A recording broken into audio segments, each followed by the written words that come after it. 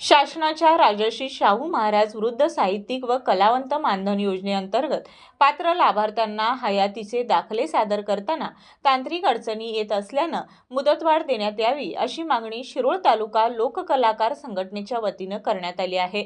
QR कोडद्वारे online log in होत नसल्यामुळे अनेक ज्येष्ठ लोककलाकारांना हयातीचे दाखले वेळेत सादर करता आले नाहीत।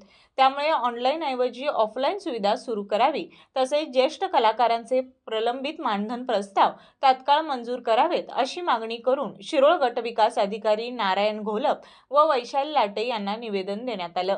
यावेळी लोककलाकार राजेंद्र प्रधान, डॉक्टर दगडू माने, प्रताप बनकर, शिवाजी सूर्यवंशी, जगन्नाथ पाटील, विजयकुमार पवार, सुभाष कोळी, अप्पासो पाटील, नंदकुमार माळवदे, शिवगोंडा सुतार, नीलाबाई शिंदे, देवगोंडा पाटील, पंडित चुडमुंगे, पुंडलिक कोळी, उदय शिरोळकर यांच्यासह कीर्तनकार विक्रम महाराज बनकर आणि लोंडे, मलाप्पा चौगले, करण भरत आदी उपस्थित होते।